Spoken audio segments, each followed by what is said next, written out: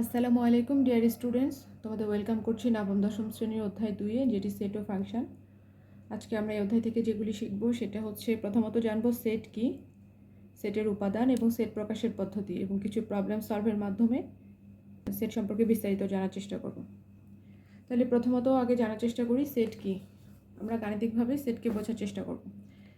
সংজ্ঞা অনুযায়ী যদি আমরা বলি সেট কাকে বলে, সেট হচ্ছে বাস্তব বা চিন্তা জগতে সুসংজ্ঞায়িত বস্তুর সমাবেশ বা সংগ্রহকে সেট বলে। এখানে একটু গুরুত্বপূর্ণ কথা রয়েছে, সেটা হচ্ছে সুসংজ্ঞায়িত। সেটকে বলেছে ইংরেজি বর্ণমালার বড় হাতের অক্ষর যেমন ABCXYZ দ্বারা প্রকাশ করা হয়। আগে একটু বলতে হয় সেট সম্পর্কে কথা বলতে গেলে সর্বপ্রথম আসে জার্মান গণিতবিদ জর্জ ক্যান্টরের কথা। তিনি প্রথম সেট সম্পর্কে ধারণা প্রদান করেন। তার সেই ধারণাটিকে সেট তত্ত্ব নামে প্রকাশ করা হয়। তিনি প্রথম যে সেটটি প্রকাশ করেছিলেন সেটি ছিল এরকম: ক্যাপিটাল M ইকুয়াল সেকেন্ড ব্র্যাকেটের মাঝে যে উপাদানটি রয়েছে স্মল m। আমরা গাণিতিকভাবে যদি বলি কিছু উদাহরণ দেখা যাক। A equal 1 2 3 4। এটাকে আমরা কি করলাম, সেটকে দ্বিতীয় বন্ধনীর মাধ্যমে আবদ্ধ করা হয় এবং মাঝে যে 1 2 3 4 রয়েছে এটি একটি স্বাভাবিক সংখ্যা। স্বাভাবিক সংখ্যার সংজ্ঞাটি হচ্ছে এরকম: শূন্য অপেক্ষা বড় যে কোনো পূর্ণ সংখ্যাকে স্বাভাবিক সংখ্যা বলা হয়। সুতরাং এটি সুসংজ্ঞায়িত। সেটের সংজ্ঞা যদি আমরা বলি, বাস্তব বা চিন্তা জগতের সুসংজ্ঞায়িত বস্তুর এটি একটি স্বাভাবিক সংখ্যা, এটি একটি সুসংজ্ঞায়িত বস্তুর সমাবেশ বা সংগ্রহকে, এদের যে সংগ্রহকে কি বলা হয়, সেট বলা হয়। আমরা কি করছি, ইংরেজি বর্ণমালা বড় হাতের অক্ষর এবং দ্বিতীয় বন্ধনের মাধ্যমে আবদ্ধ করে সেট প্রকাশ করছি। সুতরাং এটি একটি সেট। আরেকটি উদাহরণ যদি দেখি, B ইকুয়াল 2 4 6। এটি কি বোঝাচ্ছে, জোড় সংখ্যা সেট। 2 4 6 এটি একটি জোড় সংখ্যা, অর্থাৎ জোড় স্বাভাবিক সংখ্যা। এটি হচ্ছে সুসংজ্ঞায়িত। এরপরে আসি সেটের উপাদান। সেটের উপাদান কি বলেছে, সেটের প্রত্যেকটি বস্তু বা সদস্যকে সেটের উপাদান বলা হয়। সেটের উপাদান প্রকাশের জন্য হচ্ছে বিলংস টু। এখানে আরেকটি উদাহরণ দেখি।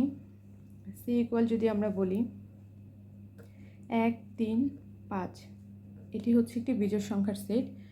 এখন আমরা বোঝার চেষ্টা করব সেটের উপাদানকে কিভাবে লিখব। সেটের উপাদান প্রকাশের চিহ্ন হচ্ছে বিলংস টু। আমরা যদি এইভাবে লিখি 1 বিলংস টু C, এটি দ্বারা কি বোঝাচ্ছে, 1 হচ্ছে C সেটের সদস্য। 1 C সেটের সদস্য।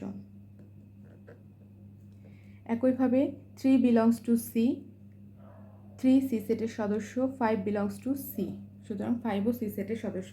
যদি বলা হয় 7 বিলংস টু C, তাহলে কি এটা C সেটের সদস্য? না। তাহলে এটা কি লিখব, 7 does not belongs to C। 7 C সেটের সদস্য নয়। আমরা সেটের উপাদান কি সেটাও বুঝে নিলাম। এরপরে আসি সেট প্রকাশের পদ্ধতি। সেটকে দুইটি ভাবে প্রকাশ করা হয়। একটি হচ্ছে তালিকা পদ্ধতি, যেটিকে রোস্টার মেথড বা টেবুলার মেথড বলা হয়। আরেকটি হচ্ছে সেট গঠন পদ্ধতি, যেটাকে সেট বিল্ডার মেথড বলে। আচ্ছা, সেট তালিকা পদ্ধতি আগে বুঝে নিই। তালিকা পদ্ধতি কাকে বলে? এ পদ্ধতিতে সেটের সকল উপাদান সুনির্দিষ্টভাবে উল্লেখ করে দ্বিতীয় বন্ধনীর মাধ্যমে আবদ্ধ করা হয় এবং একাধিক উপাদান থাকলে কমা ব্যবহার করে উপাদানগুলোকে আলাদা করা হয়। আমরা সেটের সংজ্ঞায় যেগুলি উদাহরণ দিয়েছিলাম সেগুলো সবগুলি ছিল একটি তালিকা পদ্ধতির সেট। তাছাড়া আমরা আরও কিছু উদাহরণ দেখতে পারি, যেমন A ইকুয়াল হচ্ছে 2 3 5 7। এটি কি? এটি হচ্ছে একটি মৌলিক সংখ্যার সেট। আরও লিখতে পারি B ইকুয়াল যদি আমরা লিখি 3 6 9 12। এটি হচ্ছে একটি তালিকা পদ্ধতির সেট। ওকে, এরপরে আসি হচ্ছে সেট গঠন পদ্ধতি। সেট গঠন পদ্ধতিকে সেট বিল্ডার মেথড বলা হয়। সংজ্ঞাটা এখন দেখি, সংজ্ঞাটা কি বলেছে। এই পদ্ধতিতে সেটের সকল উপাদান সুনির্দিষ্টভাবে উল্লেখ না করে উপাদান নির্ধারণের জন্য সাধারণ ধর্মের উল্লেখ থাকে। এখানে একটি কথা আছে, সাধারণ ধর্মের উল্লেখ থাকে। উপাদান নির্ধারণের জন্য শর্ত উল্লেখ থাকে, তাই একে রুল মেথড বলা হয়। শর্ত উল্লেখের জন্য আমরা একটি যেন বা সাজ দ্যাট ব্যবহার করা হয়। এই যে আমরা তালিকা পদ্ধতিটি লিখেছি, তালিকা পদ্ধতির উদাহরণ থেকে যদি আমরা সেট গঠন পদ্ধতিটি লিখি তাহলে সেটি কেমন হতে পারে। এখানে লেখা আছে A ইকুয়াল 2 3 5 থেকে আমরা সেট গঠন পদ্ধতিতে যদি লিখি তাহলে লিখতে পারি এভাবে: A ইকুয়াল x, যেন এখানে বলেছে একটি শর্ত উল্লেখ থাকবে, x যেন, আমরা এটা লেখার চেষ্টা করছি, x যেন, x হচ্ছে মৌলিক সংখ্যা, মৌলিক সংখ্যা এবং এটাকে অনেকভাবে লেখা যায়। আমি একটি দেখাচ্ছি। এক্স যেন কি বলেছে, 2-এর চেয়ে বড় হলো এক্স এবং কি হতে পারে, 7-এর চেয়ে ছোট। 2-এর সমান অথবা 2 থেকে বড় এবং 7-এর সমান অথবা 7 থেকে ছোট। তার অর্থ হচ্ছে এটি কী হতে পারে, এ ইকুয়াল 2, 3, 5, 7। এটাকে আমরা সেট গঠন পদ্ধতিতে লিখলাম 2-এর বড় অথবা সমান, তাহলে 2 থেকে শুরু, 2, 3, 5, 7 এবং 7-এর সমান অথবা 7 থেকে ছোট। আর একটু যদি লিখি বি ইকুয়াল, এটা যদি আমরা সেট গঠন পদ্ধতিতে লিখি 3, 6, 9, 12। এটাকে আমরা সেট গঠন পদ্ধতিতে কি লিখতে পারি, বি ইকুয়াল এক্স যেন এক্স হচ্ছে, এক্স কি 3-এর গণিতক। এখানে 3-এর নামতা আমরা পড়লে কি পাই, 3 একে 3, 3 দুগুণে 6, 3 তিরিকে 9, 3 4 12, অর্থাৎ 3-এর গণিতক। এবং কি কি হতে পারে, এখানে একটু ব্যাখ্যা দিয়ে বোঝাই।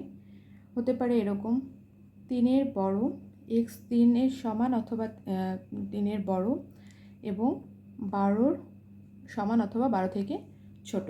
আরও হতে পারে আমরা এরকম লিখতে পারি 0 থেকে বড় এক্স এবং 12 থেকে ছোট, এবং 0 থেকে বড় এক্স এবং 15 থেকে ছোট, এটা হতে পারে। এবং 3 থেকে বড় অথবা ইকুয়াল এবং 15 থেকে ছোট। সুতরাং এক একভাবে লেখা যেতে পারে, যে কোনো একটা লিখলেই হয়। আশা করি আমরা এখান থেকে সেটের উপাদান, সেট প্রকাশের পদ্ধতি, যে দুটি পদ্ধতি রয়েছে এই দুটি পদ্ধতি খুব ভালোভাবে উদাহরণ সহ বুঝে নিয়েছি। এরপর আমরা কিছু উদাহরণ সলভ করব, সেখানে আরও ভালোভাবে সেট তালিকা পদ্ধতি এবং সেট গঠন পদ্ধতি বিস্তারিত আলোচনা করব।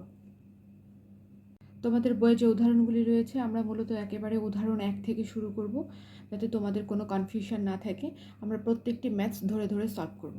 এখানে উদাহরণ 1-এ বলেছে, দেওয়া আছে এরকম, এ ইকুয়াল 7, 14, 21, 28। সেটটিকে সেট গঠন পদ্ধতিতে প্রকাশ করো। সেট গঠন পদ্ধতি, তাহলে সেট গঠন পদ্ধতিতে আমরা যদি প্রকাশ করতে চাই, সেট গঠন পদ্ধতিতে আমরা কি জানি, একটি সাধারণ শর্তের উল্লেখ থাকবে। সাধারণ শর্তের যদি উল্লেখ থাকে তাহলে আমরা আগে দেখব এটি হচ্ছে তালিকা পদ্ধতির সেট। এখানে আমরা কি খুঁজে পাচ্ছি, এখানে কি রয়েছে দেখতে পাচ্ছি, এটি প্রত্যেকটি সংখ্যা হচ্ছে 7 দ্বারা বিভাজ্য। 7 একে 7, 7 দুগুণে 14, 3 7 21, 4 7 28। তাহলে কি আমরা এখানে লিখতে পারি না, এটি হচ্ছে 7-এর গণিতক। এটা আমরা লিখতে পারি এভাবে, এ সেটের উপাদানসমূহ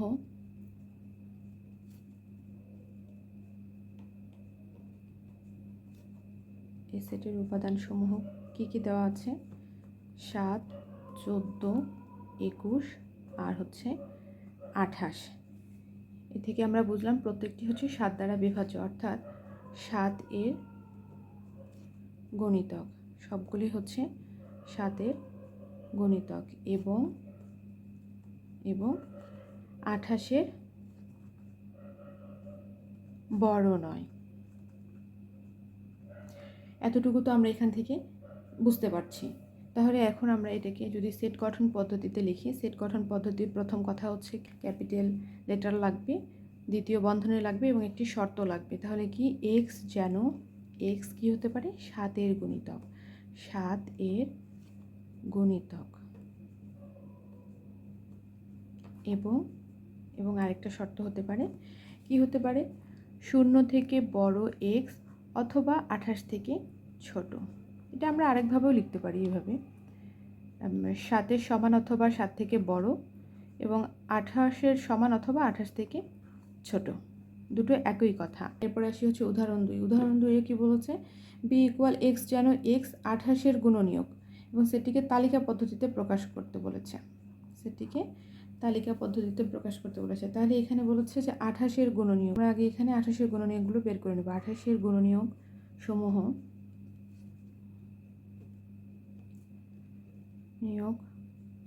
সমূহ কি কি হতে পারে, গুণনীয়ক যদি বলা হয় কোনো সংখ্যাকে অন্য যে সমস্ত সংখ্যা দিয়ে ভাগ করলে কোনো ভাগশেষ থাকে না, সেই সংখ্যাকে ওই নির্দিষ্ট সংখ্যার গুণনীয়ক বলা হয়। এটা হচ্ছে বইয়ের ভাষা। আমরা যদি ম্যাথস করতে যাই তাহলে সংক্ষেপে আমরা কি বুঝবো, সেটা হচ্ছে 28-এর গুণনীয়ক আমরা বের করব।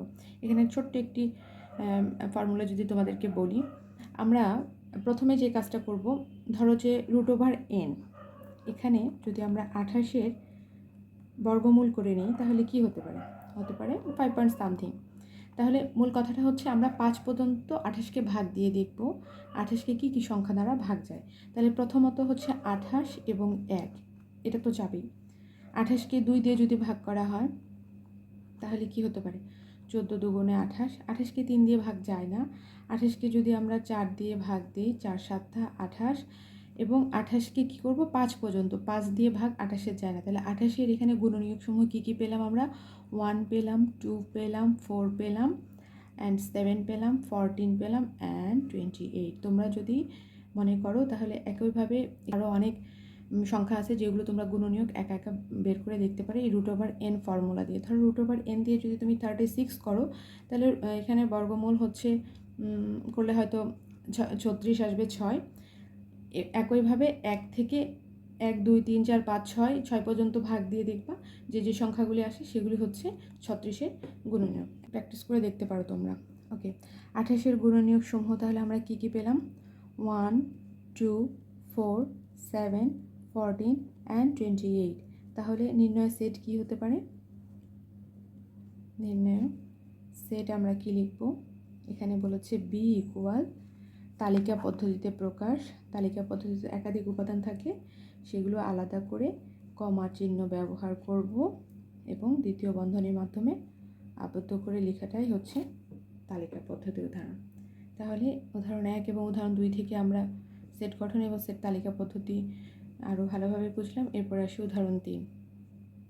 উদাহরণ 3-এ কী বলেছে, সি ইকুয়াল এক্স যেন এক্স ধনাত্মক পূর্ণ সংখ্যা এবং x² লেস দ্যান 18, সেটিকে তালিকা পদ্ধতিতে প্রকাশ করতে বলেছে।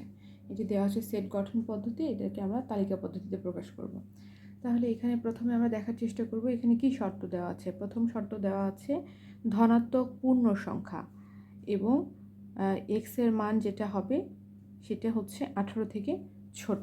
তাহলে ধনাত্মক পূর্ণ সংখ্যার সংজ্ঞা আমরা কি জানি, শূন্য সহ সকল ধনাত্মক ঋণাত্মক অখণ্ড সংখ্যাকে মূলত পূর্ণ সংখ্যা বলা হয়। কিন্তু এখানে যেহেতু বলেছে ধনাত্মক পূর্ণ সংখ্যা, তাহলে ধনাত্মক পূর্ণ সংখ্যাসমূহ কী কী হতে পারে, ধনাত্মক পূর্ণ সংখ্যা সমূহ, ধনাত্মক পূর্ণ সংখ্যা হচ্ছে 1 2 3 4 5 6, মানে এগুলি হচ্ছে ধনাত্মক পূর্ণ সংখ্যা। এখানে তোমরা প্রশ্ন করতে পারো শূন্য নিলাম না কেন, শূন্য সহ যেহেতু পূর্ণ সংখ্যার সংখ্যা, শূন্য হচ্ছে নিরপেক্ষ সংখ্যা। যখন এখানে বলবে ধনাত্মক পূর্ণ সংখ্যা তখন আমরা ধনাত্মক সংখ্যাগুলি লিখব, যখন বলবে ঋণাত্মক পূর্ণ সংখ্যা তখন এগুলোর সামনে হচ্ছে মাইনাস দেবো, শূন্য আমরা কোনো ক্ষেত্রেই নেব না। তাহলে এখানে আরেকটা শর্ত আছে x² লেস দ্যান 18। এখন আমরা দ্বিতীয় অংশে যাই। এখানে যদি x ইকুয়াল 1 হয় তাহলে কি কি হতে পারে, x ইকুয়াল 1 হলে x² ইকুয়াল এক্সের জায়গায় 1 বসাবো, যা হবে 1 18 থেকে ছোট। সুতরাং এই শর্ত মেনে চলছে। x ইকুয়াল যদি 2 হয়, x² ইকুয়াল y² ইকুয়াল 4, যা 18 থেকে ছোট। সুতরাং এটাও সঠিক আছে। x ইকুয়াল যদি 3 হয় তাহলে কি হবে, x² equal 3² equal 9 18। x equal যদি 4 হয় তাহলে x² 4-এর পর স্কোয়ার, 4 4 16, যা 18 থেকে 16। সুতরাং এটিও এই কন্ডিশন ফুলফিল করছে। x ইকুয়াল যদি 5 হয় তাহলে x² 5² 5 5 25, যা 18 থেকে ছোট। এটি কখনোই হতে পারে না, 25 18 থেকে বড়। সুতরাং এটি হচ্ছে এই শর্ত মেনে চলছে না, যা কি হলো 18 এর চেয়ে বড়। তাহলে এই শর্ত অনুসারে আমরা কি লিখতে পারি? শর্তানুসারে গ্রহণযোগ্য ধনাত্মক পূর্ণ সংখ্যাসমূহ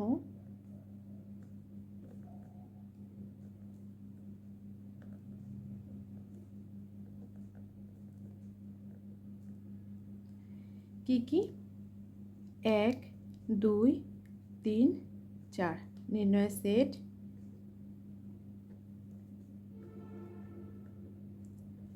সি ইকুয়াল, তালিকা পদ্ধতিতে প্রকাশ করব 1, 2, 3, 4। সুতরাং এটি একটি তালিকা পদ্ধতির সেট। এটি হচ্ছে অ্যান্সার।